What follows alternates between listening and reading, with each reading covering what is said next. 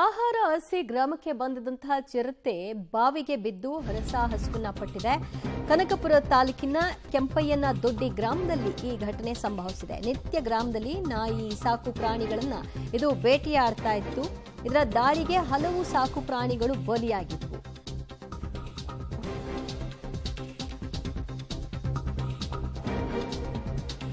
ಆಹಾರ ಅರಸಿ ಬಂದಿದ್ದಂತಹ ಚಿರತೆ ಬಾವಿಗೆ ಬಿದ್ದಿರತಕ್ಕಂತಹ ಪ್ರಕರಣ. ಬಾವಿಗೆ ಬಿದ್ದು ಮೇಲೇಳಲಾಗದೆ ಚಿರತೆ ಪರದಾಟವನ್ನ ಅನುಭವಿಸಿದೆ. ಕನಕಪುರ ತಾಲೂಕಿನ ಕೆಂಪಯ್ಯನ ದೊಡ್ಡಿ ಗ್ರಾಮದಲ್ಲಿ ಘಟನೆ ಕಂಡು ಬಂದಿದೆ. ನಿತ್ಯ ಗ್ರಾಮದಲ್ಲಿ ನಾಯಿ ಸಾಕು ಪ್ರಾಣಿಗಳ ಮೇಲೆ ದಾಳಿಯನ್ನ ನಡೆಸ್ತಿತ್ತು ಅಂತ ಸ್ಥಳೀಯರು ಮಾಹಿತಿಯನ್ನ ಕೊಡ್ತಾರೆ. ತಡರಾತ್ರಿಯೂ ಕೂಡ ಗ್ರಾಮಕ್ಕೆ ಬಂದಿದೆ.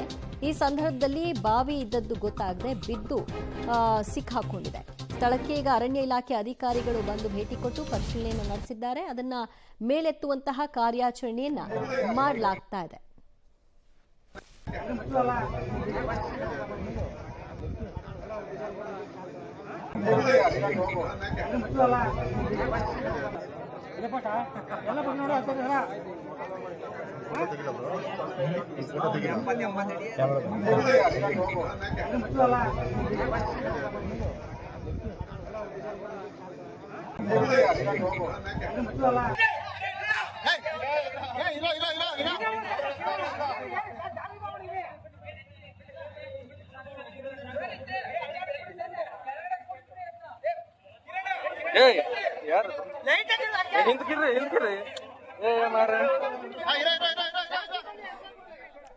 ಸಹಜವಾಗಿ ಆ ಗ್ರಾಮಕ್ಕೆ ಆಗಾಗ್ಗೆ ಬರ್ತಾ ಇದ್ದಂತಹ ಚಿರತೆ ಆ ರಾತ್ರಿಯೂ ಕೂಡ ಬಂದಿದೆ. ಆದರೆ ಬಂದು ಅದು ಪಾಳುವ ಬಾವಿಗೆ ಬಿದ್ದಿದೆ. ನೀರಿದ್ದ ಬಾವಿಯಾಗಿದ್ರೆ ಇನ್ನು ಕೂಡ ಅದು ನಿತ್ರಾಣವಾಗ್ಬಿಡ್ತಾ ಇತ್ತು. ಅಷ್ಟು ಪರದಾಡಿ ಸದ್ಯ ಪಾಳು ಬಾವಿ ಆಗಿರೋದ್ರಿಂದ ಅದು ನಿದ್ರೆಗೆ ಜಾರಿತ್ತು. ಈಗ ಅರಣ್ಯ ಇಲಾಖೆ ಸಿಬ್ಬಂದಿಗಳು ಕಾರ್ಯಾಚರಣೆ ಮಾಡ್ತಾ ಅದನ್ನು ಮೇಲೆತ್ತೋಕೆ ಪ್ರಯತ್ನಿಸ್ತಾ ಇದ್ದಾರೆ.